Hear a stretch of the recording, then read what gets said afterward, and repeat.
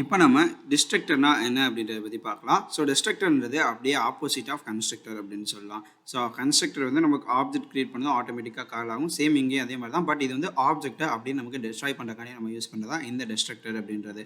So இது வந்து C ஷார்ப்பில் garbage collector மூலிமா நமக்கு அந்த ஆப்ஜெக்ட் வந்து நம்ம க்ளீன் அப் பண்ணுற வேலை இந்த இது மாதிரி வந்து நமக்கு ப்ராசஸ் எல்லாமே பண்ணோம். ஸோ இந்த கன்ஸ்ட்ரக்டர் எப்படி டிக்ளேர் பண்ணுறதுனா நம்ம டில்ட் அப்படின்ற அந்த சைன் வந்து நம்ம யூஸ் பண்ணுவோம். ஓகேவா? ஸோ இந்த சைன் யூஸ் பண்ணி நமக்கு அந்த கன்ஸ்ட்ரக்டர் நேம் வந்து சேம் அதே மாதிரி தான். கன்ஸ்ட்ரக்டர் நம்ம எப்படி கிளாஸ் நேம் வச்சு ஃபங்க்ஷன் கிரியேட் பண்ணுமோ அதே மாதிரி தான் டிஸ்ட்ரக்டர்லையும் நமக்கு வந்து பார்த்தீங்கன்னா கிளாஸ் நேம் வச்சு அதே ஃபங்க்ஷன் நேமும் நம்ம டிக்ளேர் பண்ணியிருப்போம். ஸோ இந்த மாதிரி டிக்ளேர் பண்ணோம்னா இதுக்கு பேர் தான் டிஸ்ட்ரக்டர்னு சொல்லுவோம். இதுக்குள்ளே நீங்கள் ஏதாவது ஸ்டேட்மெண்ட் கூட நீங்கள் கொடுத்துக்கலாம். ஸோ கன்சோல் ரைட் லைனில் ஸ்டேட்மெண்ட் வந்து டிஸ்ட்ரக்டர் அப்படின்ற மாதிரி நான் கொடுத்துக்கிறேன். இந்த மாதிரி நான் டிக்ளேர் பண்ணிட்டேன்னா எனக்கு இந்த மெசேஜ் வந்து கால் ஆகும். ஓகேவா? ஸோ நான் ஆப்ஜெக்ட் வந்து நான் கிரியேட் பண்ணுறாங்க கிளாஸ் நேம் வச்சு நான் கிரியேட் பண்ணிக்கலாம். .NET d is equal to new .NET இந்த மாதிரி. ஓகேவா?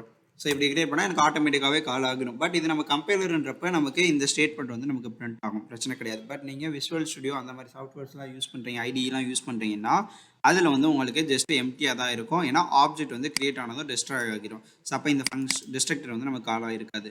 ஓகே, பட் நம்ம இந்த கம்பைலர்ன்றப்ப நமக்கு இந்த இதுக்குள்ளே இருக்கிற மெசேஜ் வந்து டிஸ்ட்ரக்டர் அப்படின்றது நமக்கு பிரிண்ட் ஆகும், அது பிரச்சனை கிடையாது.